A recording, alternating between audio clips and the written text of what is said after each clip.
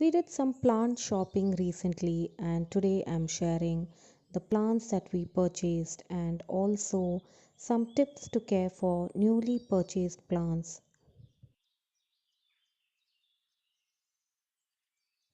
We went to purchase a jackfruit tree for my father's garden, and look what we got. So, my father wanted a particular variety of red jackfruit that is local to our area and it was available in this nursery.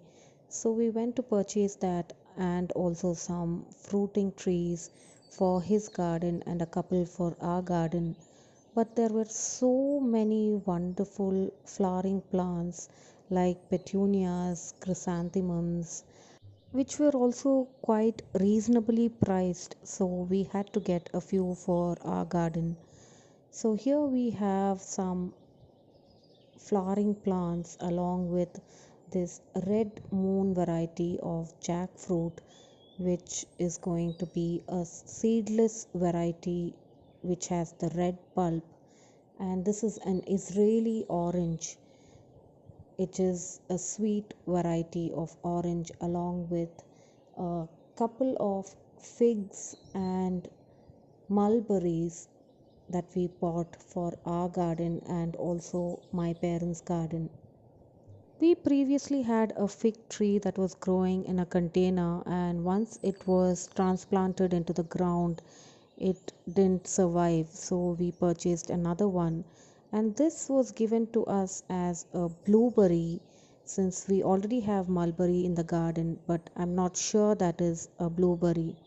This is another fig for my parents' garden, and in addition to that, we got lots of beautiful colors of chrysanthemums. Chrysanthemums are beautiful flowers that come back every year if we take care of them and prune them at the right time. So, initially, we did not know that when we were beginners to gardening, and we used to discard a lot of plants after the flowering stage. So here we also have a white lantana and a white verbena, which are also perennial flowering plants. This is a sweet cherry which will be planted in a container since we don't have much space in the ground. And we also have a couple of these silver mount plants and a lot of flowering plants like the Duranta, chenille plant, verbenas, chrysanthemums, and some philodendrons, and also some cypress flowering shrubs. Now, when we purchase new plants from the nursery, for a lot of beginners, they feel that the plants once brought home sometimes don't really do well as they were growing in the nursery. So, there are a few things that we can keep in mind to take care of the plants once they are brought home so that they will continue to grow well and be a beautiful part of our garden. Whenever we pick up any new plant at the nursery, something that we have not purchased previously or we don't have too much of information about, there are a few things that you can do. One thing is the garden helper at the garden center or the nursery will provide you enough information if you can just have a little chat with them and find out more about the light requirements, whether it is a plant that will do well in a sunny or a shady spot, or it requires heavy or light watering. And also, in addition to that, another thing that we can do is to observe how or where the plant was growing or placed before we picked it up from the nursery. So, if it has been placed in a spot where it was completely covered with green netting and in a sort of an indoor space, we know that these plants need more of an indoor atmosphere to grow in. Some plants may be placed in spots that receive full sunlight, and those are the plants that really require full sunlight to grow in. And there are also plants like ferns that are usually grown under the shade of a tree or in shady spots outdoors.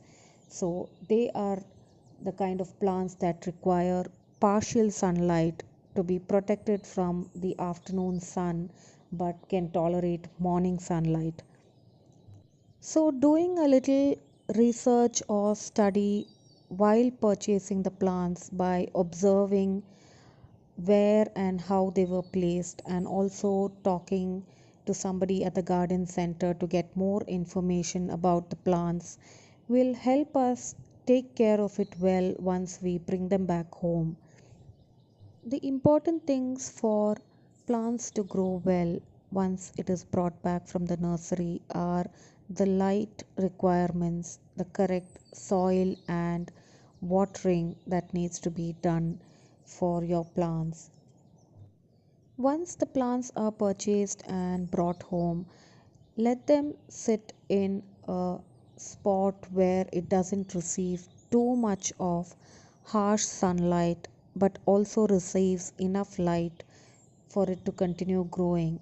And not all plants need to be repotted after purchasing them and bringing them home.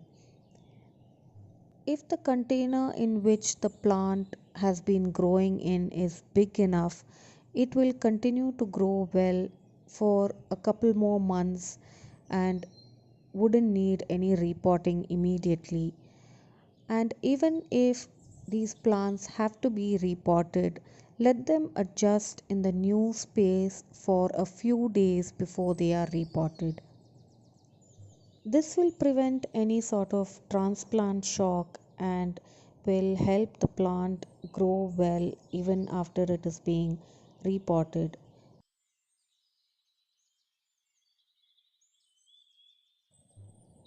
So here we have these verbena plants that have been growing in these tiny grow bags, and once you pick it up you can see that the root is coming out through its drainage holes.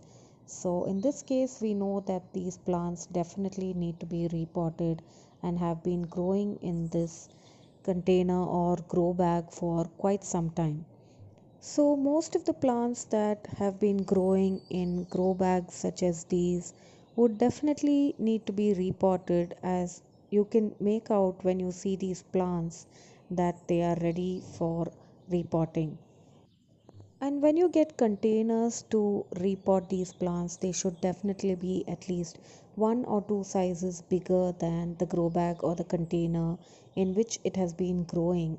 And they definitely need some drainage holes to be drilled or punched in them so that there is good drainage on all the plants that are being repotted.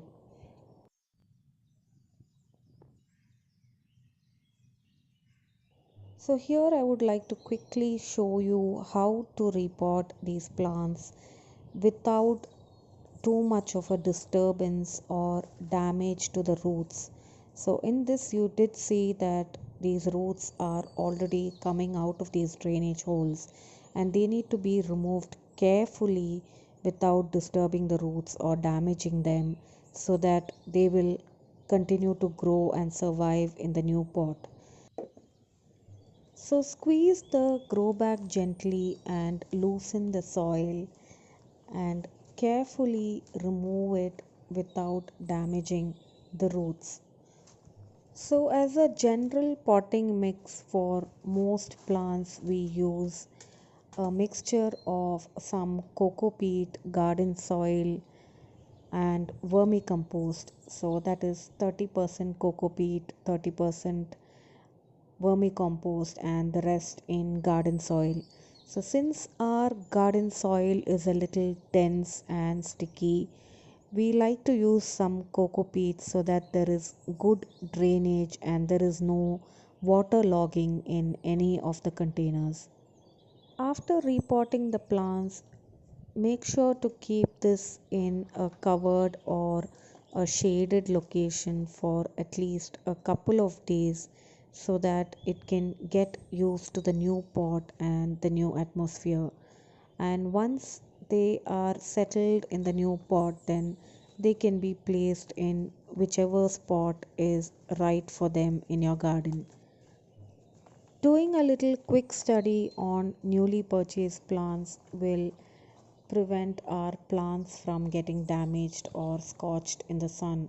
So, there are quite a few plants that we have purchased earlier and we have lost due to having less information or less knowledge about these plants. And couple of them are anthuriums and calatheas.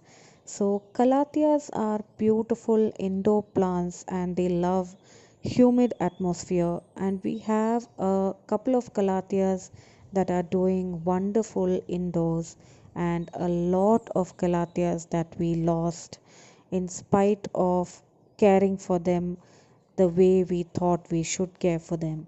So we learn a lot of things with experience, and even if we are taking care, there might be a chance that sometimes we might not be providing the right amount of light or the right kind of watering or the right kind of soil. So we do learn a lot with experience, and we have also killed a lot of anthurium plants just like this when we kept them indoors and we thought that they were doing well, and slowly they start shedding their leaves and slowly they just die completely on us. But our recently purchased anthuriums have not just survived, but they have also done beautifully and are starting to produce lots of new blooms. And they are placed in an outdoor space that is covered and gets only morning sunlight. So it takes time for us to learn about different plants and their needs, since not all plants have the same requirements when it comes to sunlight or watering or soil. Some plants will just tell you by the way it reacts to the sunlight and watering requirements. So when you see that a plant is all droopy and when you feel the soil and it's dry, you definitely know that this plant needs some water. And if you see that the tips of the leaves or the leaves are completely burnt, then you know that they are in a spot that receives too much of direct sunlight and they don't really like it. So that is what happened when we had our syngoniums up on the terrace and the leaves completely dried. Another thing to keep in mind is the watering, and make sure that your plants are watered immediately after they are repotted, because these plants will have the transplant shock once they are repotted, and immediate watering can help them get through that transplant shock. And make sure to water thoroughly and see that the soil is soaking up all the water and the excess water is coming out through those drainage holes. After repotting, water them thoroughly and check to see if there is any water logging in the soil. As you're watching, you can see that the water is getting completely absorbed by the soil, and the excess water will get drained out if you have given them good drainage holes in the container. So, that is another important thing. Waterlogging in containers can kill plants and they can decay and die. So, the right amount of watering is another very important aspect of plant care. Now, if you are planting fruit trees in containers and if you don't have space in the ground, this is one of the containers that we purchased to plant our cherry tree. So, we don't have too much of space in the ground, and this is what we will be using for our cherry tree. These are the cypress shrubs and they grow pretty tall and they need big containers to grow in. So these are 45-liter drums that we have so that the roots can grow well and this plant will not have any shortage of space for its roots to develop and grow well. So, after a few days of purchasing our plants from the nursery, we have repotted some of them, and some of them are yet to be repotted. So, I hope you liked the tips that I shared in today's video on how to care for the plants that we bring home from the nursery. These are tips that regular gardeners might already know, and I'm sharing this mainly for the ones who are beginners at gardening. And even I've had a lot of issues in the beginning stage where I lost a lot of plants due to improper care. So I just wanted to share all my experiences to make sure that everybody gets information when it comes to plant care after purchase. Please do give this video a thumbs up if you liked the tips that I shared, and also do share your thoughts in the comment section below. Keep watching this channel for more gardening related videos. Thanks for watching Fresh from my garden.